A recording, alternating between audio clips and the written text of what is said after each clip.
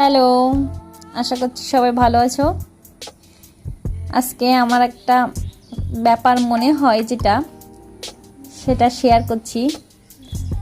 আমার মনে হয় যে মানুষের মুখের কথা আসলে অনেক গুরুত্বপূর্ণ একটা বিষয়, যেটা কথার ভিতরেই মধু, আবার কথার ভিতরেই বিষ।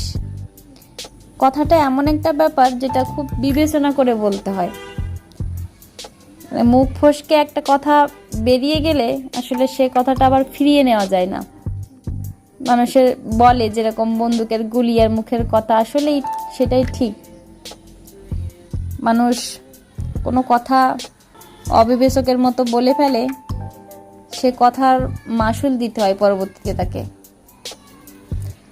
মানুষের কথায় যেমন মানসিক অশান্তি হয় অন্যের, তেমন কথায় মানসিক শান্তি পায়।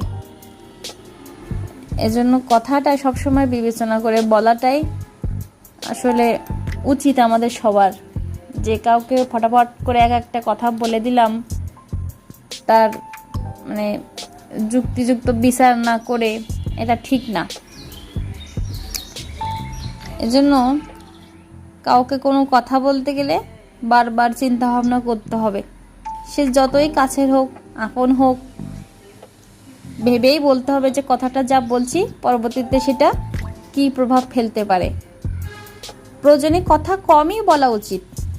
কথা কম বললে সমস্যা নাই, কিন্তু বেশি বন্ধুত্ব, বেশি আন্তরিকতা দেখাতে যে বেশি কথা বলার মাঝে ভুল বেশি হয়, সেক্ষেত্রে পরবর্তীতে নিজেকেই পস্তাতে হয়। মন ভাঙার জন্য কথাই যথেষ্ট। কথাতে মনও ভাঙে, সম্পর্কও ভাঙে। তাই কেউ কাউকে এমন কোনো কথা বলা উচিত নয় যে সারা জীবন কারোর মনে সেই কথার জন্য কোনো দাগ পড়ে থাকে, কথাটা মনে গেঁথে থাকে।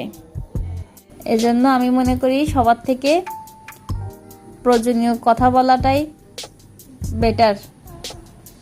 প্রয়োজনের বাইরে কথা বলা উচিত না।